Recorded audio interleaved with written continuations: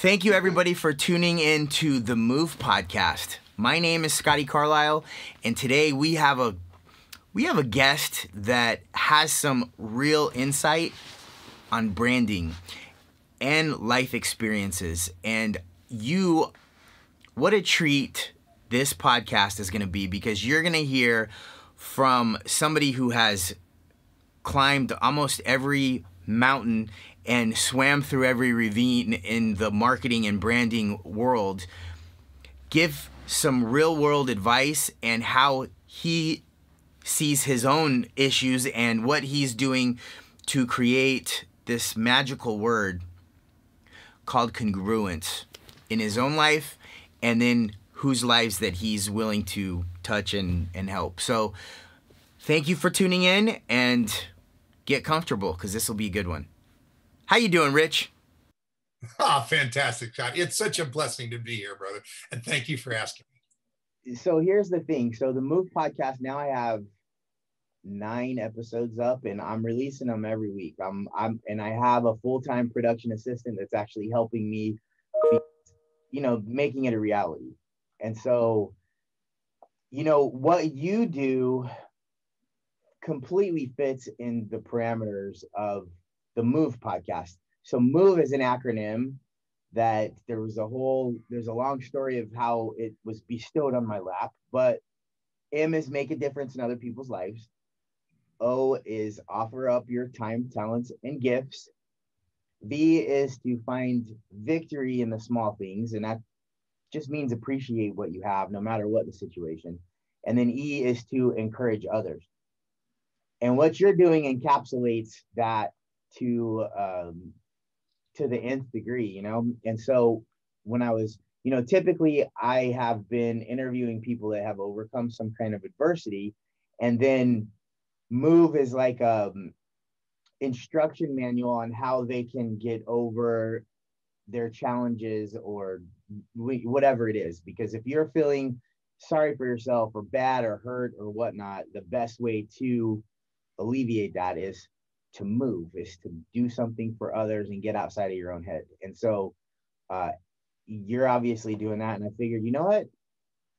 I need to get you on the show so we can talk about what drove you to do where you're, to do what you're doing, and then what exactly it is that you do to, so other people out there can find you if they need this kind of help, or if they're searching for somebody that can fill that gap. And going to your, I can't remember, what do you call it? The ranch, the something ranch? The Brand Ranch. The Brand Ranch, yes. Going to your Brand Ranch and having you make breakfast, and it was an experience. And so I definitely want to talk about that too. But that's why I wanted you on the show. So let me fill in one blank so that it. I have 2 sons. I'll do it this way by telling a story. I have 2 sons, and once the financial house that I had built over decades came crashing down in 2008, I had put pretty much all my chips into real estate. And I went from a very, very strong position to bankruptcy on paper. I did not file bankruptcy. I didn't. It's so typical of God's sense of humor. It's like, and his being there for us all the time, even though we don't think about the fact that he's there, is that I had it all the time. I had been perfectly developed, perfectly designed. My whole life was designed to do what I'm doing now. But I had said, oh, Lord, I'm going to resign this addictive career to reshape my life. Show me what you want me to do. I'm ready. And quit branding. And I had to go through all this other stuff. And then I quick jumped into real estate, and I was cranking it up for a couple of years. And then, bam, went down hard. So obviously that wasn't it. It's like, now he got my attention. It's like, did I get your attention? And I'm doing other things. And then somebody says, hey, can I help you? And then another person. And next thing you know, I'm realizing, oh my gosh, when I use this, what I used to think was my skills, and now I'm realizing other people are telling me it's really a gift that I have, and they want my help. They want to pay me for it, but it's kind of for a different reason. It's not so that some agency, which there isn't any anymore, this name is in lights and we create a mystique so that people who want to get married doesn't have us do their branding. And it's not about me. It's about it. It's about the process of creating a set of stairs that lead to abundance from which we can step into our purpose. And that's God's work. And when I realized that, it was a whole different league. And so since that point, everything has been directed at just allowing my prayer every morning, which is, Lord, thank you for this gift. I understand it's my gift, not my skills. I'm so grateful that I get it and that things flow through me like water through a river. Praise God, amen. Please put in front of me those people whose business or life you want me to touch with this gift, and give me the eyes and ears and the wisdom to know who they are. In Jesus' name, amen. That's every morning. And it's amazing how they find me. You know, you quit saying what a coincidence and laughing at it. You just go like, you just look up, you do it directly. You don't even go through that anymore. You just look up and go, praise God. You are amazing. Thank you, Lord. I get it. I think this is one of them. If it's not, send me a sign, but I'm on it, you know, and, so I have a kind of a silly question with that. When you say this prayer, do you say it out loud, or do you just say it into, you know, with typically at the counter, which is where I read my Bible every morning. And I read the Bible. I use a daily devotional, and it triggers me to read a certain passage, but I often read the entire chapter. And my mindset is I'm not reading the Bible to check off that, yeah, I read my devotional, which was kind of the old rich when I did do it. And I did. I got the large print version of this thing, and I would read it on my way to the agency, because you could read a word or two at a time in slow traffic, which it's always slow traffic in those days, because, you know, so it's like, you know, you're inching along, and but it's to read the word for God's will. And the prayer, and I'm about to read your word, Lord, may your will land on my heart, so that what I do in my business and in my marriage and in my personal life and all my relationships is congruent with your will. Your will be done, not mine. Make me a bastion of your will. Amen. I read a word, and then I say the prayer every morning. So it's very, very present in my life. It's why I do what I do. I think it's why it feels like a love and not like work, because I truly believe my life was perfectly guided to prepare me for this. And I see it, at least I see it that way.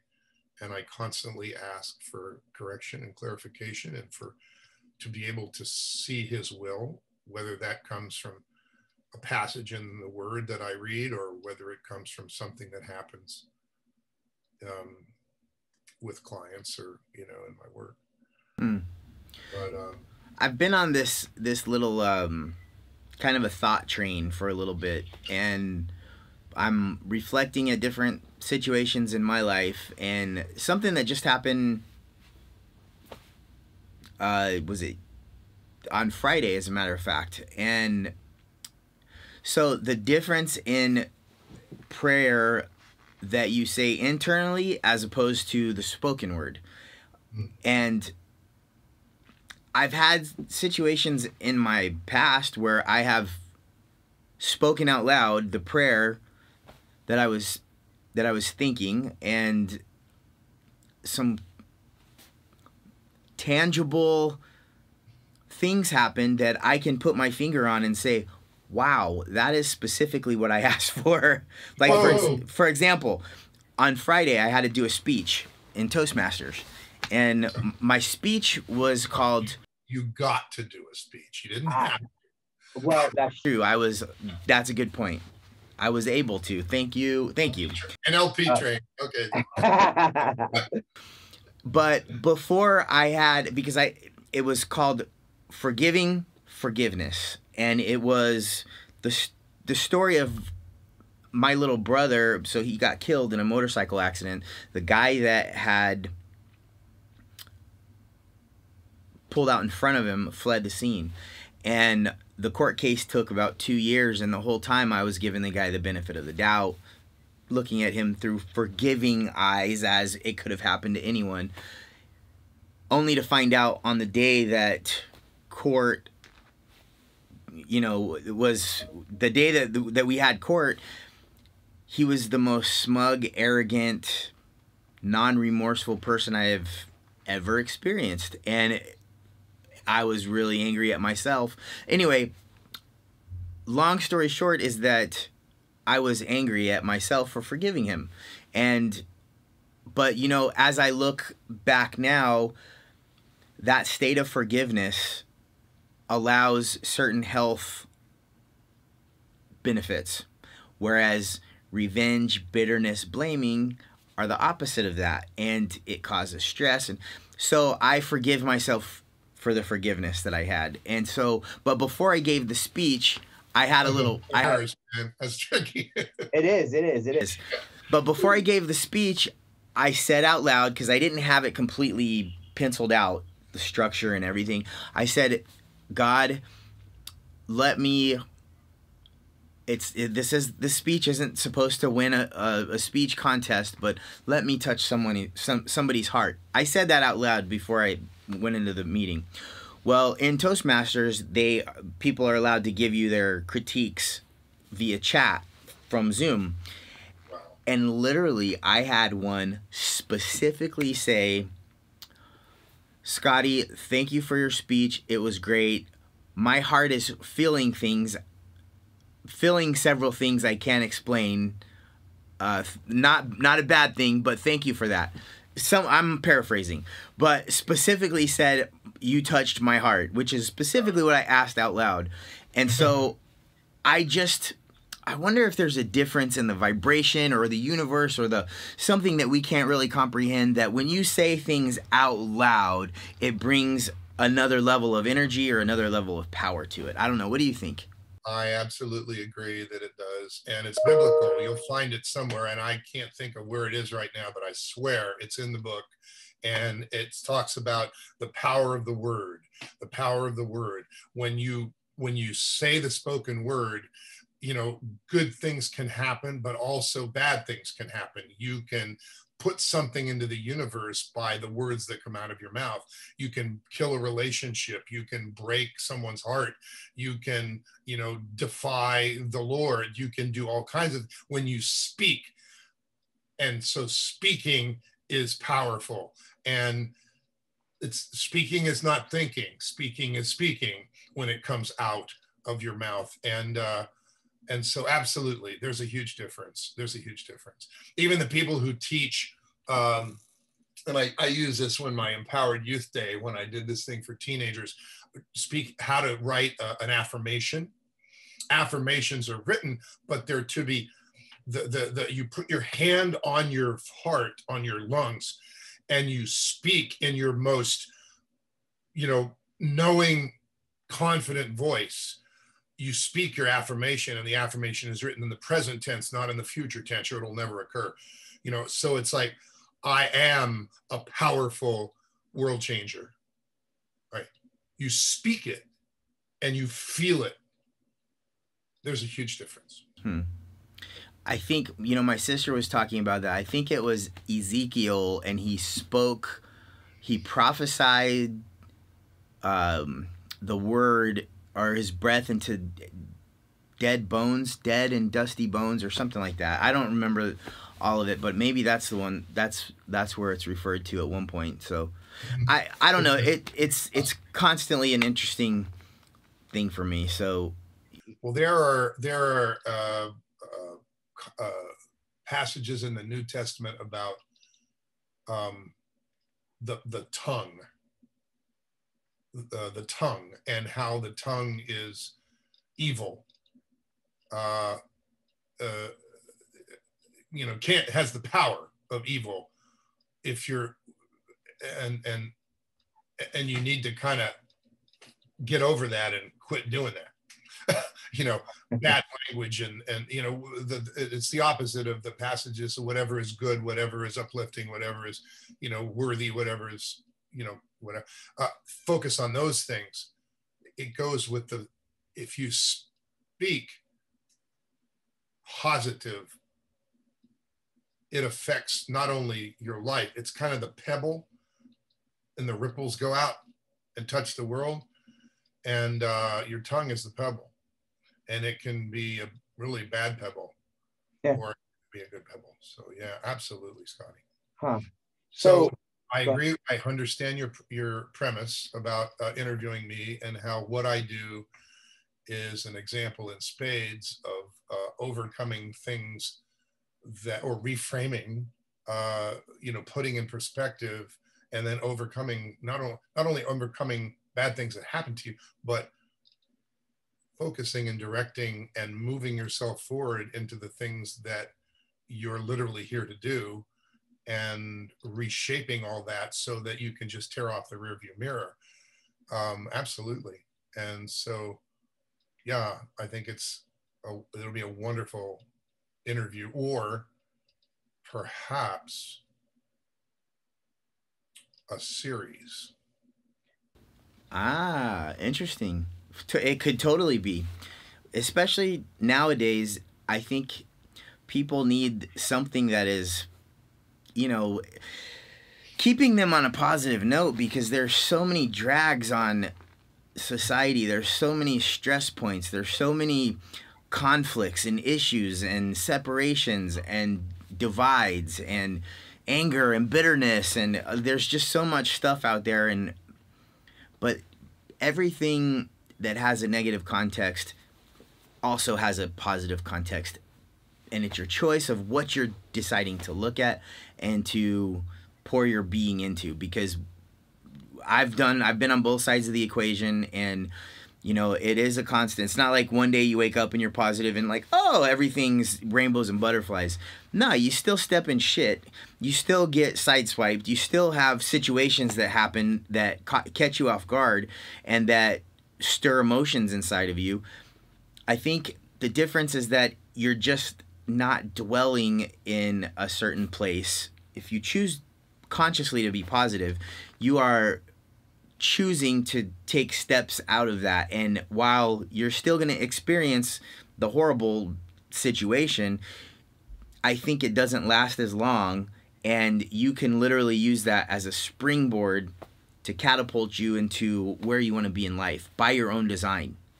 So absolutely, I totally agree with you, and I would add a couple of things to that in terms of perspective.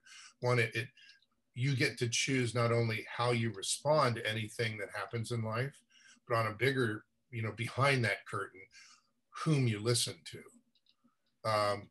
You can watch the news all day long, which will just make you depressed, okay? Because they want you addicted to come and watch more news, because you get stimulated by the, oh, did you hear that? Oh, that's awful. And then you watch more. It's you're being tricked.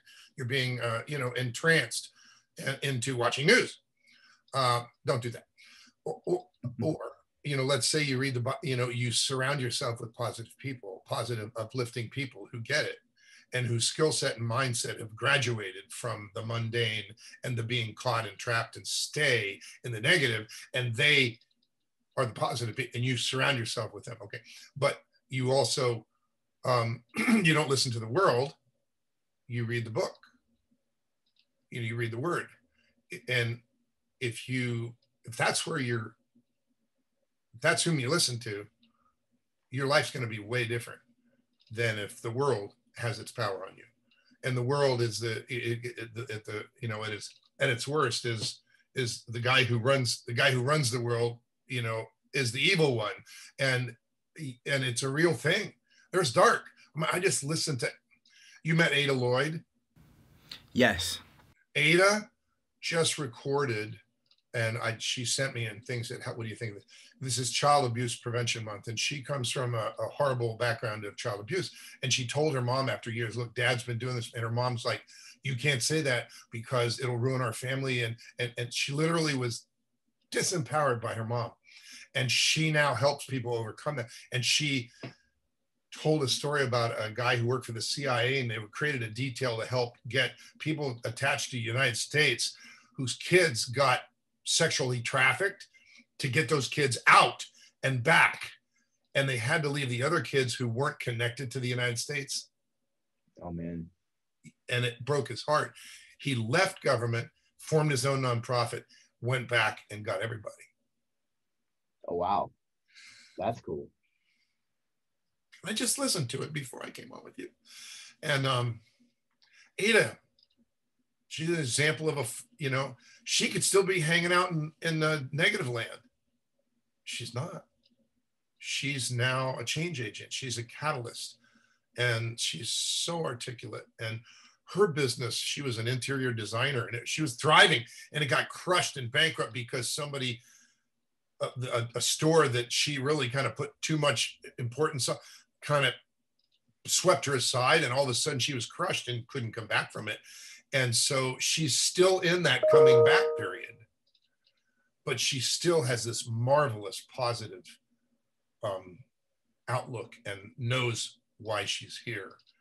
And it's going to be a beautiful, healthy time for her to grow. Wow. And boy, oh boy, the world is filled with hate and with abuse and with, it's just everywhere. And we can't, get really mundane about let's gather more stuff. And when I gather my stuff, then I'll worry about that. It's like, we just have to acknowledge in reality that it's there and choose who we are. We either, what's the word when you don't pay attention, you starts with an A, I'm sorry. Whether you, oh, for crying out loud. Anyway, you don't care and you just, don't pay attention, or you do care and you take steps and do something about it. And it's just always our choice. So there is negative in the world, and it's the dark side, and there is a dark side, and it's real, and it's not going away. And when somebody gets closer to the light, they get hit even harder because the devil knows they're going to work against them. And so it's like, I'm going to take some shots. And we need to understand that we can say, back off. Or not. So. Yeah, there's something about naming, putting a name on it, that has some profundity, which is over my pay grade. But I know when you're talking about emotions and you're trying to walk yourself out of a certain situation, if you name the emotion you're experiencing, it kind of takes away the legs. So if you're angry or somebody's angry and you say, hey, are you angry right now? Or I notice you're angry. You name that situation, and it literally will, when people are aware of it, it kind of takes away the burn, or it takes away like I said, it takes away the legs. So there's something about that in the Bible too. I'm not sure exactly what it is, but something about putting a name on something. But either way, I digress. Back to on the professional side of the house, you've mentioned neuro-linguistic programming. I've heard of it. In my understanding, neuro-linguistic programming is the subconscious that goes along with the conscious whenever you're giving a speech or messaging. So, for example, if I'm telling you a story and I'm talking about the beginning, middle, and end, I can stand on the left side of the stage talking about the beginning, and then I can stand in the middle when I'm talking about the middle, and I can stand on the right side when I'm talking about the ending. And that way I can walk over to the left side of the stage, I can mention something of a kid or a situation, and I have subconsciously placed the time frame in whoever's listening to me into their mind. Does it get deeper than that, or is it is that kind of what's your I know you have a lot deeper understanding, so I know you can't regurgitate everything you know about it, but it's not about regurgitating. Let me just frame it for you. Okay. Okay. Perfect. My credential is. That's the words. Mm-hmm. Yeah, my credential is that I am I'm going to read it right off the thing. It's certified trainer of neuro-linguistic programming. That's the certification. That means that for 2.5 years and $24,000. Chunk of change. Yeah. I went through a series of trainings. One is called Practitioner, and then Master Practitioner, and Trainer's Training. Those three, and that's 8 days, 14 days, and 9 days, I think, or 12. Well, the last one is pretty long, so it's 12 or 13. Pretty significant trainings where you're in there all day long, and it's pretty intense, and there's a lot of content. And the trainer, the master at the front of the room, for me, it was Stacy O'Byrne, and she does small groups, 30 maybe, 35 max, not hundreds, where she'll say like, oh yeah, it's only $800. Here's your certificate. And she won't personally get involved with the people in the room, and they'll just get the certificate and say, oh yeah, I did an NLP. She's not that person. There's a lot of people like that. She attracts people who transform others. So she transforms the transformers, is the way I say it. And she's masterful. And so I'm going to get to one of the things I would say at the end right now, and that is that on the 14th, I think, is that a week from Saturday? So Saturday, wait a minute. Today's the 5th. 5th, 4th, 3rd, 10th, 17th. It's either 17th or 24th. I'll find it while you and I are still on, and I will send it to you. She does a thing called, she's a sex coach. She's a success coach, a business coach. She's built several million-dollar businesses of her own. She's a success coach and a business coach. And she's a master practitioner and trainer of neuro-linguistics programming, both. 2 separate businesses of hers. Okay, she's coach and neuro-linguistics programming master trainer. Master and master trainer. So if you were going into a big negotiation, you could hire her to help you prepare. Okay, or if you were a salesperson who really wanted to help others in what you were selling, let's say you're selling life insurance, but you wanted to sell them for the right reasons, you would ask for her help so that you could do the things that are in the best interest of others. Her application of NLP is, let's give it a word, like you said, let's give white hat. She's got the white hat on, like, you know, the hero in the Western, white hat. What color does the bad guy wear? Black. Got it. So when you learn NLP and you realize you can, through sensory acuity, which means I can watch your nonverbals. I listen to the words you use. I listen to the pattern of speech. I listen to the, not just the pattern of speech, but to your word spacing and so forth. But I also watch your eyes to see if when I say something, your eyes dilate. Or if I ask you, how do you make that decision? And I watch the pattern your eyes move in patterns that belie how you make decisions. They move from upright, up, side left, down right. You know, those positions are have just always the same. They mean always the same. And you watch the pattern and you ask them one more question, you get the same pattern. You've just found out how they make a decision when they're buying something more than $5,000. What? Okay, you kidding me? No? Okay. So now you use this either in their best interest. So it's ecological. That would be Stacy's word. Good for them, good for you, good for the world. Or it's self-serving. And that self-serving is black hat. Self-serving would be somebody who, a witch doctor who practices voodoo. in Haiti persuading someone that they're going to die. And they believe him and they die. Are you freaking kidding me? Mm. It happens. Okay. And so that's black hat. Like, why in the hell use your power like that? Okay, well, whatever, because it had some benefit to them. I don't know. It's like, it's about self-serving, you know, versus other, you know, blessing others. So, you know, facilitating their path, making life good for everyone through how you guide them. So she's white hat, pure white hat. And she does a thing called successology. She's trademarked it now. Boot camp. She used to call it a success mastery boot camp. Mm-hmm. And now she's called a successology boot camp, but for years it was live and now it's on Zoom. And I haven't been to a Zoom one, but I've been to, I don't know, 10 live ones because I'm in her tribe, if you will. You know, I'm a trainee. I go and support her. And she'll always say, I have people that have gone through, come on up and tell you who you are and what's your story, what you do, and how the impact was on you. And I'm there to testify how powerful this is for people and their lives, and for others whose lives they'll touch, and how powerful Stacey's work is and who she really is and what she's made of.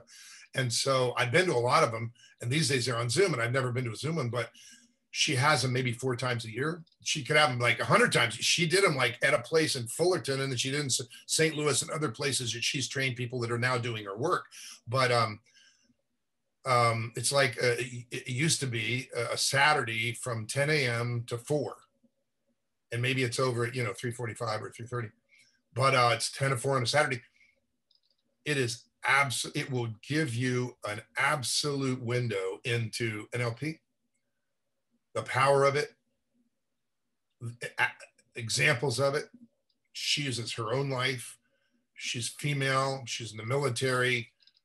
You know, she had a dad who was a chronic alcoholic, but he was doing the best he could with what he had at the time. You know, you're thinking like, no. You know, when she says like my earliest memory was when I was in my little cowgirl boots and a diaper, and my dad said, get over here. And I said, make me. Put my hand on my hips and I said, make me. And mom tried to get to me first, but dad got to me and he threw me across the room so hard I broke into the wall. She goes, that's my earliest memory of my dad. You know, and you're going like, fuck. Yeah. You know, it's like, That's good. and then she goes, but you know what? He was doing the best he could with the tools he had at the time. You're thinking, who thinks like that?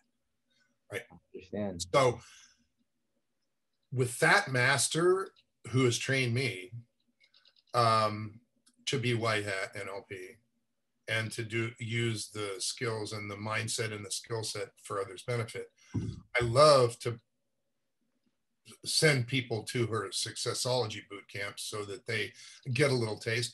But here's the summary that I'd like you to hear and that you need to hear to move forward with your understanding of NLP. NLP is just a study of human behavior excellence. What that means is if someone is outstanding at something, like, I don't know, what sport do you play? Springboard diving. Springboard diving. Got it. If you're excellent at springboard diving and somebody says, oh my God, Scotty, I so much want to do better at springboard diving. Like, how do you do it? And you actually close your eyes and you share with them, and they write down every step that goes through your mind as I'm on the back of the board and I picture a volcano, whatever it is, and my legs are filled with lava. And as the lava, whatever is going on, and you tell them, and then I inhale, and then I reach for the sky, and you tell them everything you think and do from the time you haven't begun the dive to the time you're on your way into the water. They can learn how to do it in half the time that you did. That's modeling excellent behavior, whether it's springboard diving, selling, helping people get beyond what I want this and I want this, but they don't connect. I can never do both. I want to be the best mom, but I want to be a professional and I can't do both. That it's called parts integration. To, I can't charge that much money for, I just can't charge money. Overcoming limited beliefs, like I'm not worthy. Where the hell did that come from? That kind of stuff. Oh, by the way, I have 2 credentials. That one, and I'm also, to quote it, I'm a certified master practitioner of timeline. Timeline is this isn't the official definition, but I will make it a picture. So it's a creative use of the imagination where whoever is the practitioner asks the person they're working with to picture how they see time. It's either in front of them and it's directional. It's in front of them, left to right, or it's, future's in front and the past is behind, or it goes to them it passes through them, or they can see the whole timeline without, it passing through them, how they see time.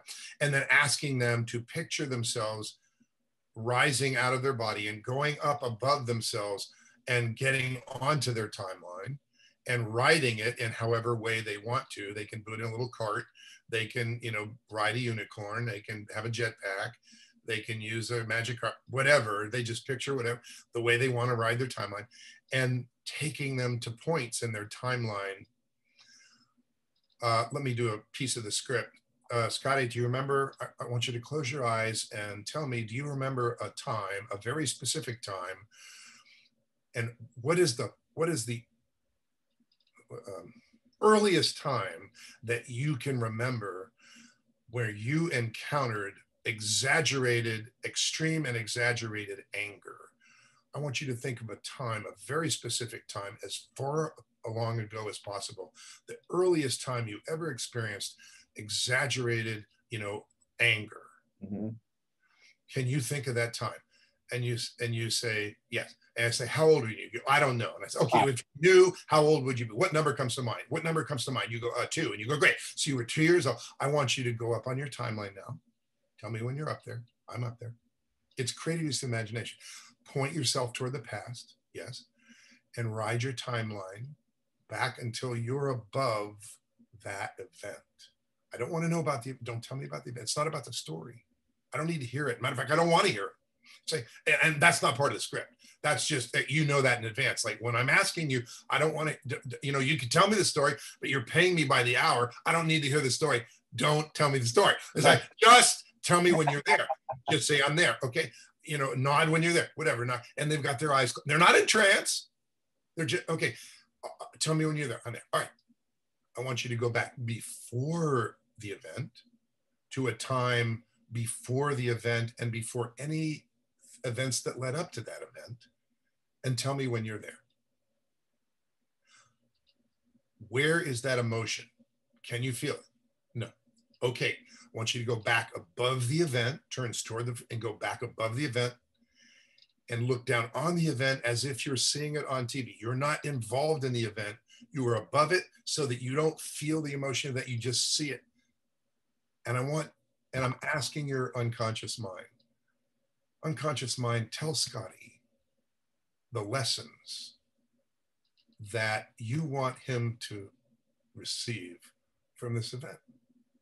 And when you're ready, Scotty, tell me the lessons that come to mind from your unconscious mind. What lessons are you to learn from this event? And Scotty's got his eyes closed and I've got a pen, and Scotty's saying things like, I'm okay. I'm strong. I'm loved. This won't take me out. This too shall pass. Whatever you're saying. And you're right.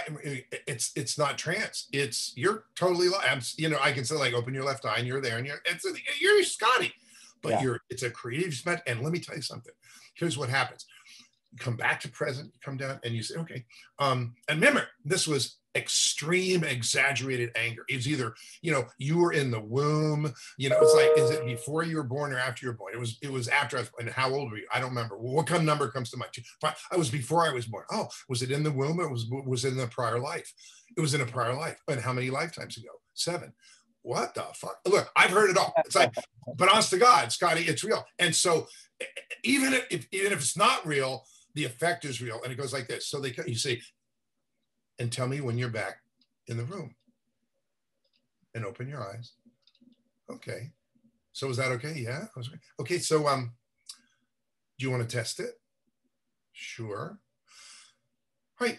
I want you to think of a time, a very specific time in during your life when you experienced that same exaggerated and extreme emotion. Can you think of a time? Yes. Please go up, close your eyes, go up on your timeline, point toward the past, and go back to that time and tell me when you're above that time. Okay. Now I want you to go down into the event. I want you to be there, feel your feelings, see what you see, hear what you hear, feel it, and tell me, where is that emotion now? And this is what happens. Look at my eyes. They go like this. They go like,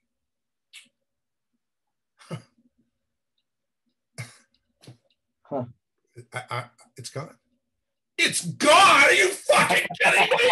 It's like, wait a minute. Remember Woody Allen? Oh, I saw my therapist yesterday. We've been working for 25 years. We're making some progress. It's like, and in 6 freaking hours, doing a family history and a total breakthrough, you shift and release. And just because somebody said, I want you to come back to the present, and on your way back, I want you to stop at every occurrence of that extreme emotion and take on the learnings, take on the lessons, and apply them at every event all the way back to now. Every event all the way back to now. Apply learnings at every event all the way back to now. And let me know when you're back in the room. Wow. It's nuts. Now, is timeline associated with neuro-linguistic programming, or is that something altogether separate? A subset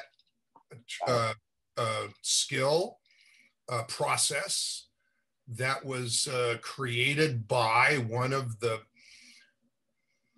outstanding leaders, and he trademarked it, so you can't use it unless you pay him. Yeah. So we can't call it timeline therapy, circle R. So we just call it timeline, but it's the same thing, you know. And yeah, Scotty, I mean, yeah, I mean, the whole thing about prior lives and all, I mean, it's like,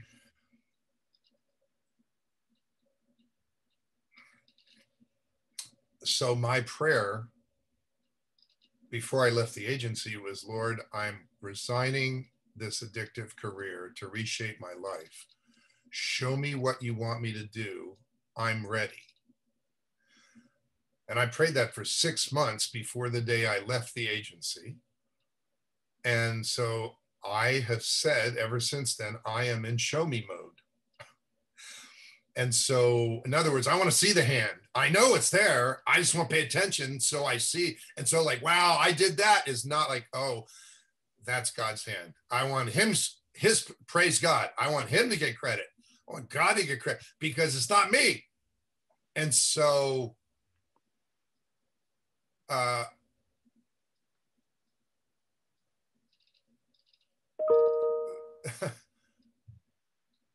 whether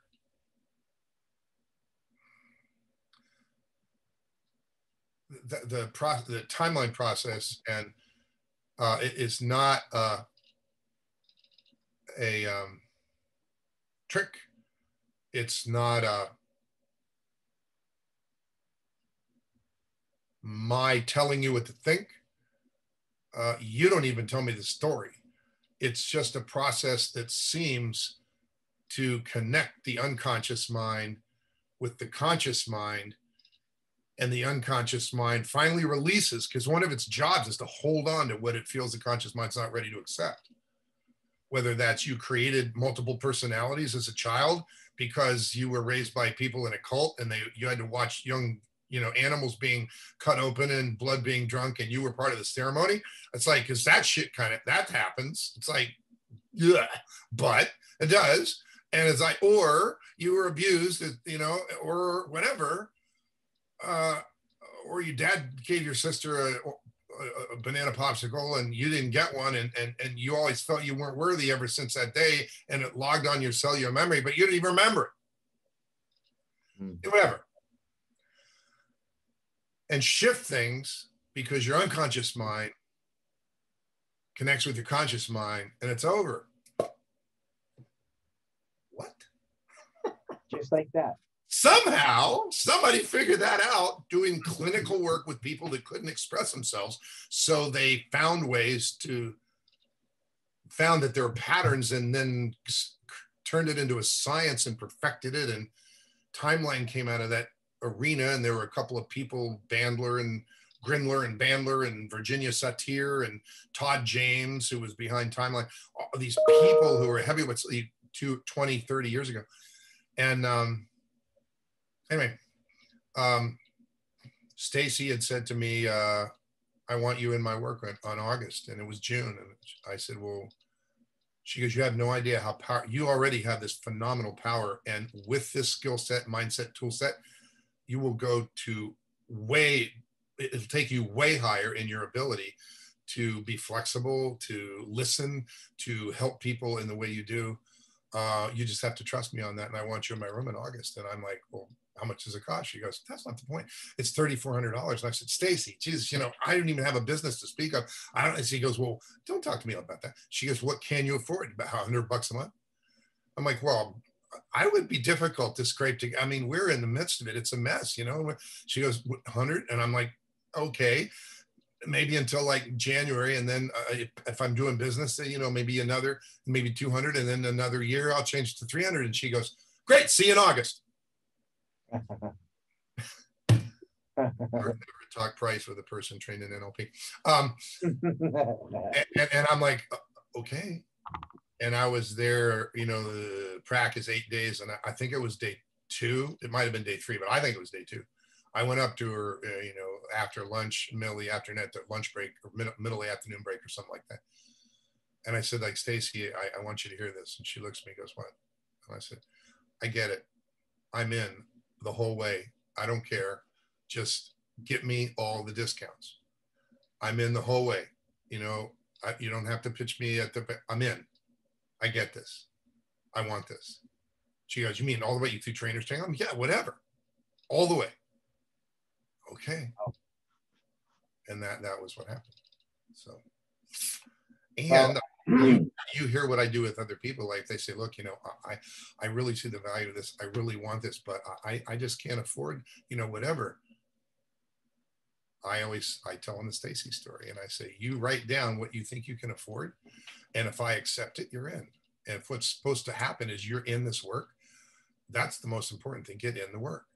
And, give me your commitment that, give me a credit card or something I can automate this so I don't have to chase you from, and it'll happen every month. And as soon as you can raise it, you raise it.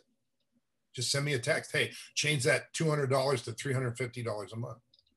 Whatever. How often has that backfired, where you had made an arrangement with somebody and then after paying for X amount of time, they reneged or they stopped, or does that happen often? Never. I've done this for 4.5 years. It hasn't happened yet. Wow. And Scotty, I still have people paying. The power of reciprocity. Isn't that something? Yeah. I have had people sign up to do group, pay me, put $997 down. Like you heard, it happened actually I did this October. 4 people signed up at that event, $997. She went through all the group, got the whole thing, charged the second $997 at the end of that month. And she came up with this long email that said, I really kind of told you what I thought you wanted to hear. I'm really different. And you know what? And it's not really working for me. I don't think it's going to work out. So that's it. I don't want to pay anymore. And she was a pastor.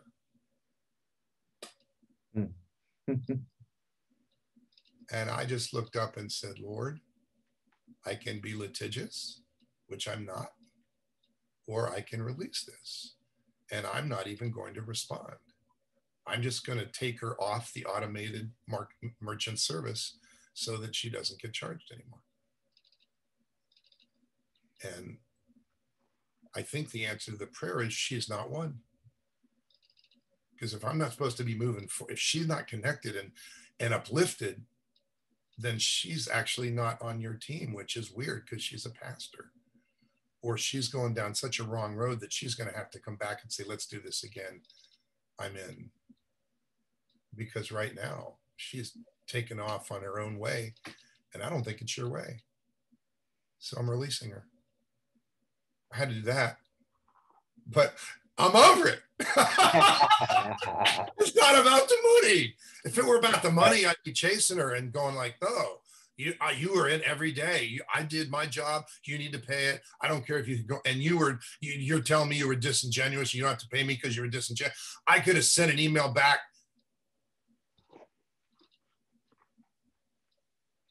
Yeah. No, you're dealing with a few things there. You're dealing with the disappointment, first of all, that it's a customer and whatever. You're dealing with the disappointment that you had expectations of her because of what she does. You held her on a higher pedestal, which is what we all do. And I have a similar instance where, you know, I've held somebody to that level and then come to find out that the reason, again, how I see it now, is the reason that they were at that level wasn't because of their work. It was because of the benefits that they received in what they did. And when you connect that characteristic with that person, and then it's like you understand, but it still hurts. It still hurts because you want to believe that people that are in that situation, especially a pastor, especially somebody that you looked up to for, or you look up to for spiritual guidance and discernment, would be somebody that you could get these characteristics from. And when they exhibit that, then you feel lied to, you feel betrayed, you feel, I'm talking about myself, and what a dang bummer. So, and then you lost business. It's revenue, which you need for your own family and your life and the things that you want to do. So I feel your pain on that. I got two of the 6 payments. I mean, I got $2,000 out of it, so and that was good at the time. So I'm saying, so you know, and well, so one of the biggest things I've seen from you, and that I've kind of made the connection even more now talking to you and talking about the neuro-linguistic programming, is a word, congruency. Mm. That's something I've heard you say several times, repeat, and it is your message. It's probably the most important part of your message. But epiphany of like, whoa, that's a very powerful word that I've never really reflected on before. And how many people could use congruency in their life? And if they did use or were aware of congruency, of their actions, of their thoughts, of the places that they connect with, of the people that they associate with, how much more farther or more evolved or happier and fulfilled and making the world a better place, how many more people would be out there on that side of the wall doing that stuff if they were aware of congruency? So I think you have a very strong, important message that you are putting out in the world. So that's... Scotty, can I share screen? Yeah, absolutely. I'm going to play the first, this is a 2-minute video, and I might do the whole way, but I really only, it says 4 things make a brand come alive. And the first one is congruence, and I want you to hear it. John, here goes. Ready? Yep. I use this in my half day. So half day is to people that's cold market. They really don't know me, but they've seen an ad or something and they go, you know what, this could be good for me. It's called branding you with impact. I really want to make an impact. It's a different way, you know, the what's and the whys. I think I could get something out of it. It's $47 for that. It's probably worth it if I get one good thing. I'll just watch it, and it's a half day. And I play this during that so that it's kind of a visiting expert, but the expert's me, which is kind of funny. But it goes like this. Ready? Here it goes. I'm going to do full screen.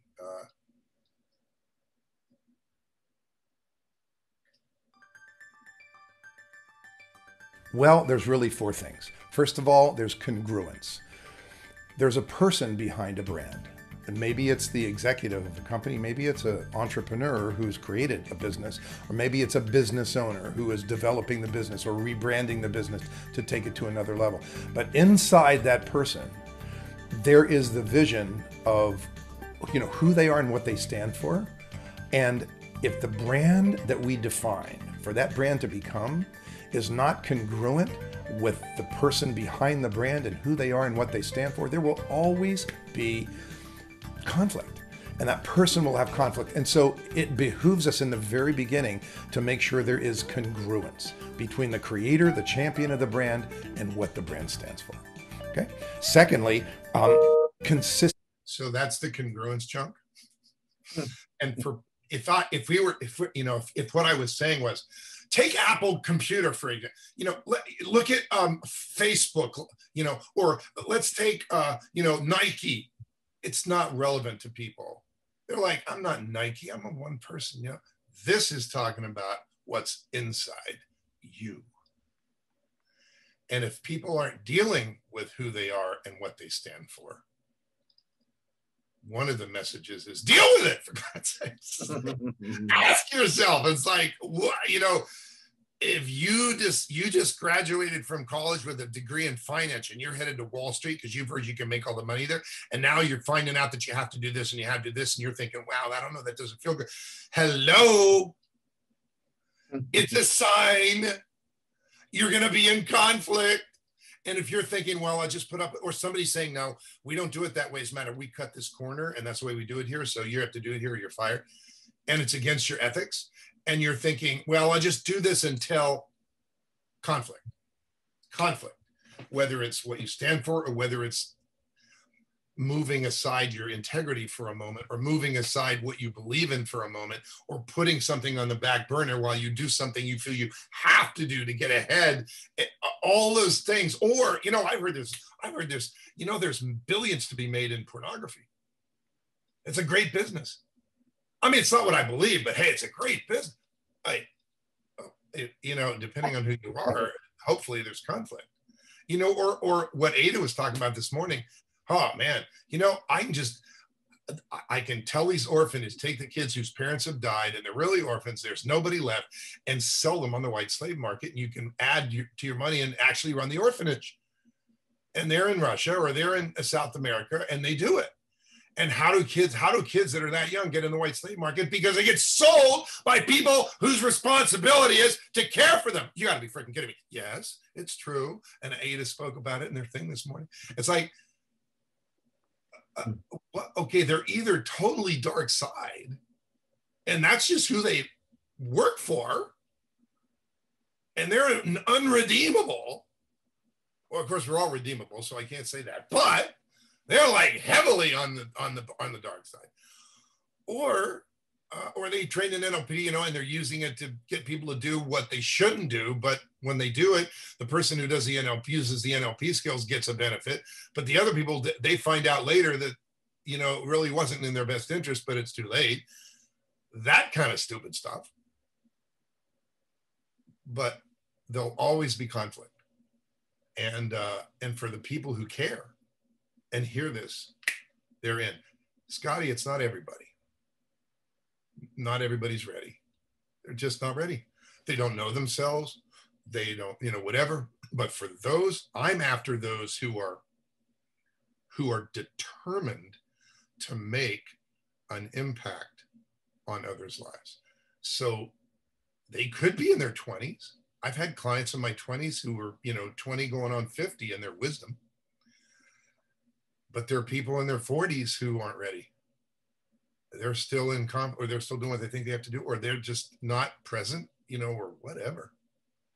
Yeah. Or they just got hurt and they're just too hurt, and their hurt runs their life. And I'm not there I'm there to take the ones who are like, and I've done this for years and I'm over it. I'm going to do what I love and what I think I can, you know, because I really want to help those people, but I don't know how to build a brand. I don't know what branding is, but I think I need those people. Or I've done something for 30 years. You know what? I'm going to take it to another level because I want this to be a legacy for me. Those people. Or I've created this thing where I have a specific way that I teach or coach, or I have a specific product, and it's really going to help people's lives because it'll make their lives easier. It'll take away burden. It helps them release pain. It helps them. And they're thinking about the impact, not this will make $1 million. probably one of those three. There are actually four, but those three are good. You know, those are the people I'm after, and they're kind of ready for impact-driven branding. That's what I'm after. So the purpose of by the way, this is at www.thebrandyouwillbecome.com. Yeah. If you go there, there is like 8 clips that are like 1 minute or 2 minutes or 3 minutes. This happens to be 1 minute and 2 minutes and 27 seconds. And answering, you saw the question on the screen. Let's go back to this one. Looks like this: what makes a good brand? So they're like 8 basic, common, frequently asked questions. But this gentleman with the tie from out of town is going to speak clearly, no funny talk to you, and give you straight answers. Whereas most branding people will just tell you, well, you know, when we connect your essence to the whatever, and entrancing you with bullshit. And if you hold a gun to their head and say, okay, that's really good. You have 10 seconds to tell me exactly what the steps are to make a brand come alive. And they go, and you have to shoot them. Yeah.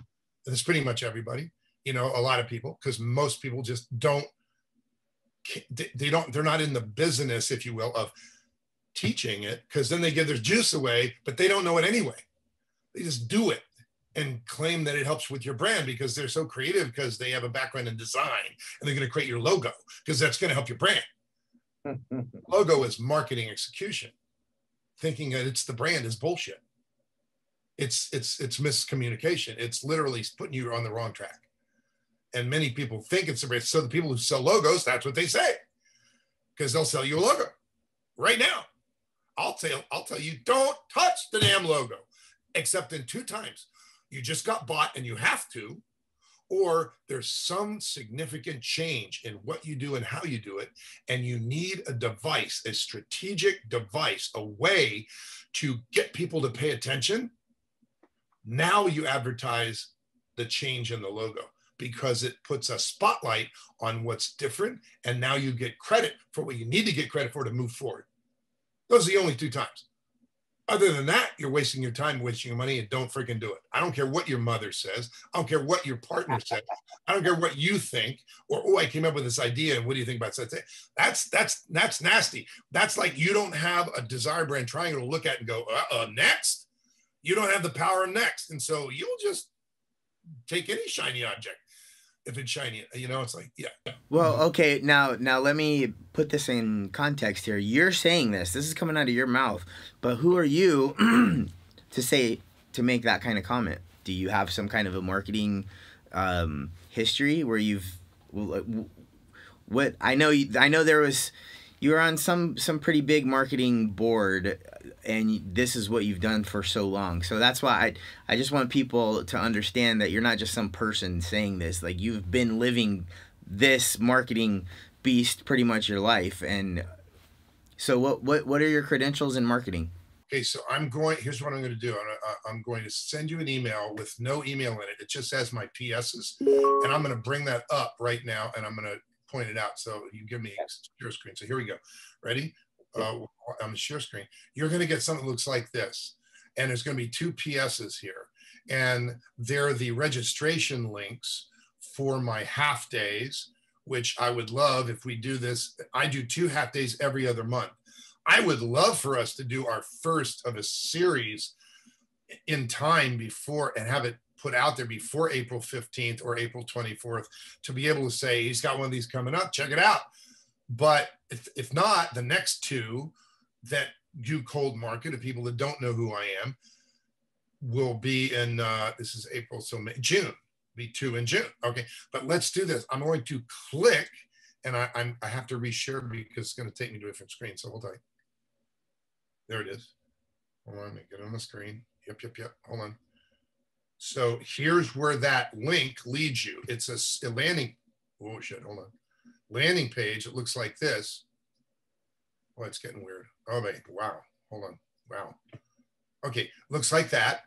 And if I scroll down, and you can, so I just say email, if you click the landing page and then scroll down to the bottom, because this says, you know, here are these two coming up, and this will get, in this special event, you eliminate your confusion about branding, whatever. This is perfect for them to hear.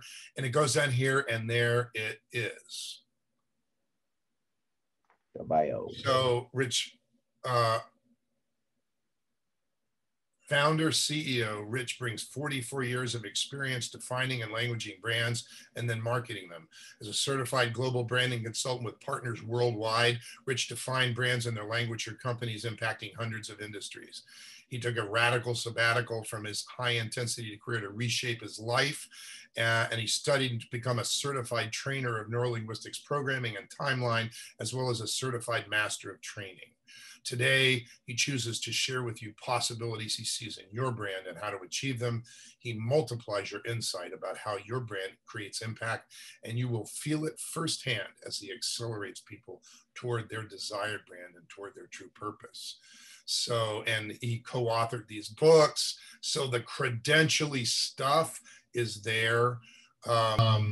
Well, the reason I wanted to bring that up is because I know that there are people that love changing their logos, and then they see something and they're like, hey, I'm tired of looking at the same logo. I want a better, more vibrant color. I want this to be rounded out and that squared off, and this, I think it'll look better. And then people, because it's their baby, they want to change it. They want to spend time on it. And what you're saying is, don't do that. Just leave it as it is. Spend that energy that you have pushing your cause or whatever it is that you're trying to accomplish. Well, I would say do the work that clearly defines and languages what your brand must become to make the impacts you really want to make. And once that work's done, now ask yourself, what does the logo have to do to play its part? Does language have to be on that logo that gets you credit for your unique positioning? Does your brand, your name of your business, not say what it does, and so you actually fail the 5 acid test, and you need to add a tagline so that it's clear what you do? You know what? I'm in the midst of that with Carol Ben Davies right now. It said Carol Ben Davies College Bound Determination. So what? It's like, oh, you helped me get into college. No, that's everybody else. They want to help you get into college, into the right college or whatever, and find money to get in. That's not what she does. She helps you understand how to prepare your child to know what they really want out of college, because they know themselves, because they've done assessment tests and they see their strengths and they know their strengths and they're encouraged, and starting in 9th grade and 10th grade. And now they know exactly what I've got. So when they hit the wall of the brick wall of college pitfalls, I get depressed. I think, what am I doing at this college? I'm in the wrong place. My roommates, I hate my roommate. Oh my God, I can't even go back there. I don't want to go to class because it's too hard. Oh, blah, blah, blah, blah, blah. Oh, I'm getting depressed. Oh, I can't tell my mom. I'm wasting my money. Oh my God, I'm so ashamed. I'm just going to quit and go away. I think I'll just commit suicide. I mean, all of that shit that create 35% of college freshmen fail or quit, or leave the college they're at and go somewhere else, or they just don't. Sometimes they disappear. Sometimes they commit suicide, or they get suicidal, they get depressed. And unless somebody saves them. So Carol A she's been for years, she's been on college campuses doing triage with these kids and their parents. But she's gone into business for herself to make them aware of it and prevent it, so that they are coming in knowing what they want. Higher probability they'll get what they want, higher probability they'll be resilient and bounce off that wall of college pitfalls, or go around it, or go under it, or go over it. And not only make their college come alive and be a blessing, instead of ruining their college and maybe ruining their life, which is 35%. That's what doesn't say it, does it? College bound determination, the best 4 years of your life. Bullshit. Watch out, watch out, watch out. Why do you say that? So we added a tagline: reality preparation, life advantage. That's the tagline. Yeah. Carol Davies, we left her signature on like Barnum and Bailey's Greatest Show on Earth because we want it associated with her because she has a reputation. People recognize her name. She was in 3 major colleges. So, okay. But Carol Davies called by determination, reality preparation, comma, life advantage. Okay, so you're a parent with a, and you're out there, and then you see this and you go, huh, I think I want to know what that is. Yeah. And so we're evolving the logo. She also had a tree. She thought it was a tree. It looked like a bunch of sticks to me, and it was supposed to represent, life, and but it didn't. Somebody used some tree. Well, let's use this tree. It's like she went, okay, and it's like, no. Okay. Yeah. So we're if you saw the before and after, you'd be going, of course, but somebody's got to get you through that conflict. And if you have 44 years or more of dealing with the shit that you get when clients say, well, we did that. You go, okay. I mean, you learn to let them think, anyway, the deal about people, but of what can happen and you learn language from your art directors because you didn't know that language because you're not an art director, but you're an executive vice president. So you go, look, teach me. And you did that for 20 years at an ad agency and then became a member of a partnership that had partners just like your agency in 21 countries. And you get together every year and you get certified on global branding processes. So there's step. And one of the processes with a big brand is you do research internally and externally on how you see the brand, how it sees itself, how other people see it. And you determine the gaps between those two, all that stuff. It's like we did it and sit on global brand teams and move brands from country to country. It's like, that was me. And then I'm the pitch guy. So we're pitching Raytheon in Los Angeles, which is their largest operating unit, probably about 2/3 of all of our corporate Raytheon, which happens to be in Framingham, Massachusetts. But you're pitching locally to say, we want to guide your brand because you guys are not getting credit. And they're like, well, let's see what you got. And we show them the process and they go, wow, it's about time that we finally found somebody that really understands our brand. That would be me. I'm that guy. Okay. Because I say things like, so here's what your customers say. And they lean in. And the hook goes in the fish. Okay, well, no, that's me. And so you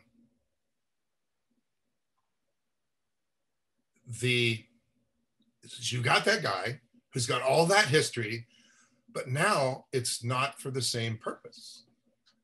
You just have all the benefits of it without having to listen to it's not persuading you what he thinks your brand should be. It's listening to you and saying, holding up a shiny mirror and saying, here's what I see in your heart. How close am I? And have him go like, oh my God, I think I'm supposed to work with you. Here's what I see moving forward with the brand. May I show you how that maps out? Okay, well, this because you're this. Say no to that. And this is all congruent with what I see in your heart. Yeah, congruence. It's all congruent. It's all congruent. It's all congruent. That's a huge difference, and that's why I mention it, because when you start languaging, you know how people are. Somebody says like, "Why don't you say this? Oh, that's cool. Let's use that." Ah! Okay. There's no chart where you can look at the desired brand triangle and go like, ooh, that will support this characteristic. Oh, it supports 5 of our characteristics and 1 of our expertise. It's pretty good. Or next. You don't have that. So you go, you do whatever sounds good at the time, and that's the world. And especially when people are talking, well, this is good for your brand, brand. Yep. Branding. You know how important it is. You do. Oh, I do. Okay, well, you need the essence. I need the essence. 10 grand. I bought some essence, but I don't know what I. Yeah. Does that help? You know what? I don't think anybody can argue that branding is important, and I believe that if you have a congruent message and you are able to throw everything in that direction, that will definitely translate into dollars. First, it translates into impact, which then will translate into dollars. I 100% agree, and I'm on board with you on that message. So that's, again, I wanted you to come on the show because I wanted to kind of pull it out in different ways of having these conversations, and I think this was a really uplifting. I think it was insightful. I think I'm very appreciative that you decided to come on the show. So I don't want to waste, or I know you have other things to do, so I want to be conscious of your time. But I'm also I just want you to know before we get off that I appreciate your time, and I'm definitely looking forward to working with you. So I think that you'll be able to help me, and how exactly that's going to work out, I'm not sure, but I guess we're going to find out. So where can people reach you? Absolutely. People can reach me by going to, actually, they can get those free videos we talked about at thebrandyouwillbecome.com. And they can reach me by texting 626-533-6432, 626-533-6432, texting and saying, Rich, I want to talk to you about my brand, and give me your name and your phone number and your email address. That is the best way. And I will respond to you, and we'll talk about you. We'll talk about you, and we'll talk about what's on your mind, and then we'll know. Rich Kozak, thank you so much for your time and your insight, and I can't wait to talk to you again. And until next time, thank you for tuning in to the Move Podcast.